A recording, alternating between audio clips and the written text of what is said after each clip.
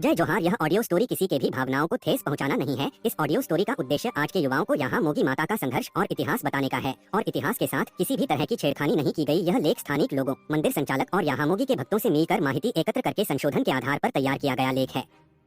जय माँ प्रकृति और जय जोहार। में यहाँ मोगी आज मैं मेरी कहानी आपको सुनाऊंगी। आशा करती हूँ आप लोग मेरी कहानी में से कुछ ना कुछ सीख कर जाओगे। मेरा यह इतिहास मंदिर प्रशासन, मेरे भक्तों और काफी सारी रिसर्च के बाद लिखा गया है। मैं जो सुन आऊंगी उसमें मैंने किसी भी तरह की छेड़खानी नहीं की। तो चलो चलते हैं मेरे इतिहास में। उससे पहले मैं कुछ कहना चाहूंगी। यहाँ मोगी की गाथा आज भी पूरा आदिवासी समाज गाता। पहले मैं मेरा परिचय दे दो। मेरे परिचय देने की कोई जरूरत तो नहीं है, पर तो भी देती हूँ। मेरा नाम मोगी है। मुझे प्यार से मेरा समाज यहाँ मोगी, मेराली, यहाँ पंडोरी माँ, देवमोगरा माता, इसे काफी सारे नामों से मुझे बुलाता है। तो मेरी शुरुआत हुई थी सतपुड़ा की डूंगरों से, एक छोटे से गांव में। उसका नाम है दाब। उसे आप हिलादाब के नाम से जानते हो।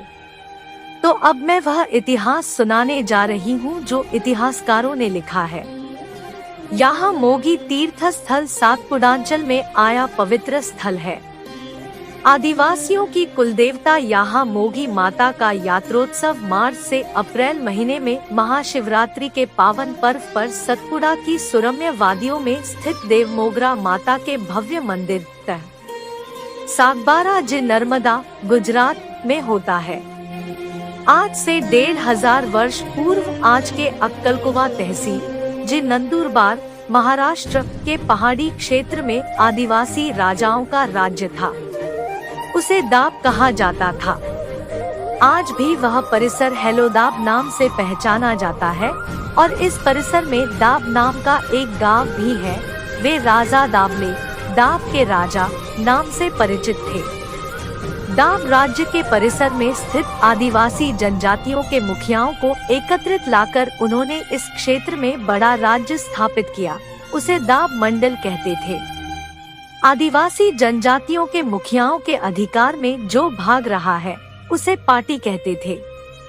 दाब के उत्तर दिशा में नोएरा पाटी, पूर्व में निम्बाड़ी पाटी, पश्चिम में आम्बुड़ा पाटी एवं दुबा पाटी, दक्षिण में देह पाटी एवं मावचार पाटी आदि विभागों से मिलकर दाब मंडल राज्य बना था। इस दाब मंडल में नाहल, निम्बाड़ी, आम्बुड़ा, वसावा, दुबा, देहवाव्या, मावची जैसी आदिवासी जनजातियों के लोग बसे थे। इन विभागों में प्रत्येक जाति का एक मुखिया था। दाब मंडल के पश्चिम भाग के आम्बुड़ा पाटी का प्रमुख राजा तारहामल था। उसके राज्य का संचालन घाणीखुंड गांव से चलता था। इसे घाणीखुंड का राज्य भी कहते थे। राजा तारहामल तथा रानी उमरावाणों को एकमात्र पुत्र था। उसका नाम था राजा पांठा। वह अतिशय बलवान तथा अस्त्र शस्त्र विद्याओं में प्रवीण था। उसकी मौत तंत्र मंत्र विद्या की जानकार मानी जाती है। उसने राजा पांठा को आत्मरक्षण हेतु यह विद्या सिखाई। आगे राजा पांठा दयालु, स्नेही एवं प्रजाहितैषी के रूप में सुविख्यात हुआ। वह अपने राज्य के दीनहीन गरीब लोगों की हमेशा मदद करता था। मुसीबत में फंसे लोगों की सहायता के लिए तत्पर रहता था। राजा पांठा को 9 रानियां थी।